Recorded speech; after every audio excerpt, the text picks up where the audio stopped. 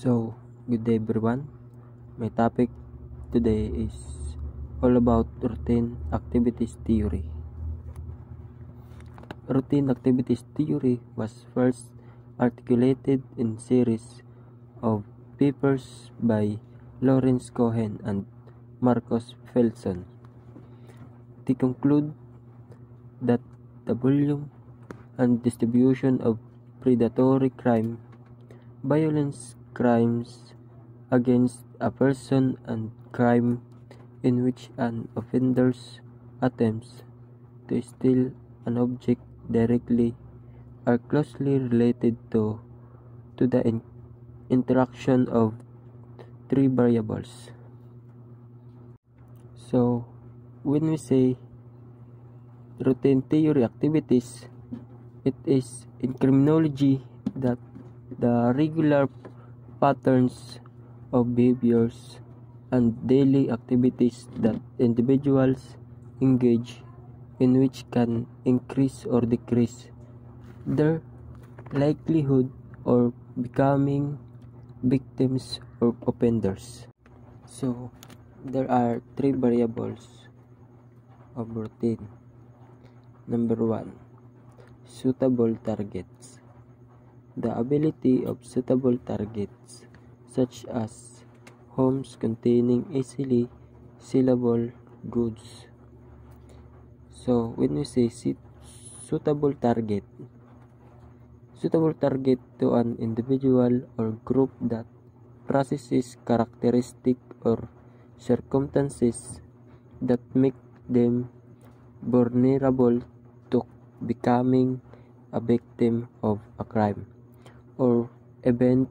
This is a concept in criminology that describes individual or group that have a high likelihood of becoming victim of a crime. Number 2, capable guardian. The absence of capable guardians, such as police, homeowners, neighbors, friends, and relatives. When you say capable guardians, refers to individuals or groups who have the ability to provide protection and care to those in need.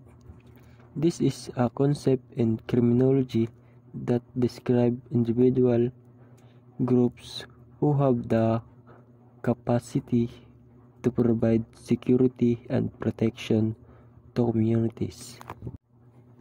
Number 3, motivated offenders. The presence of motivated offenders, such as a large number of unemployed teenagers. So when we say motivated offenders, refers to individuals who have the tension and motivation to commit crimes or engage in deviant behavior. This is a concept in criminology that describes individuals who have the capacity to commit crimes due to their motivation, interest, and cognition abilities. Hotspot. Motivated people such as teenager males, drug users, as unemployed adults are the ones most likely to commit crime if they congregate in a particular neighborhood.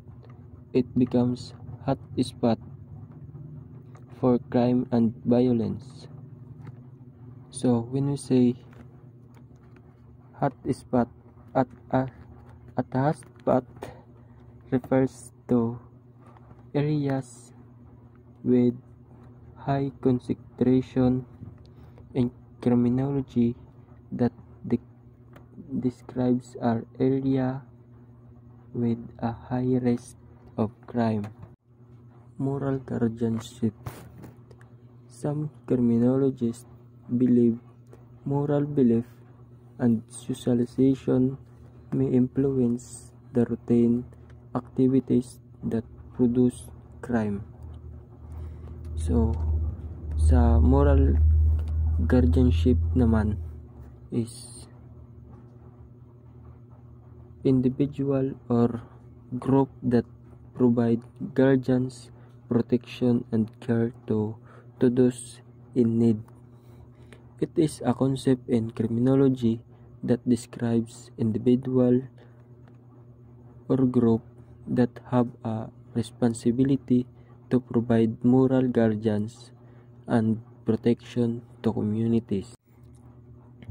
Sa empirical support naman is empirical support. Cohen and Felson argue that crime rates increased between 1960 and 1980 because the number of adults caretaker at home during the day guardians had decreased as a result of increased female participation in the workforce. So, when we say empirical support, it refers to the evidence or data that support a theory or concept. It is a concept in research that describe the result of studies or experiment that confirm a particular theories or concept.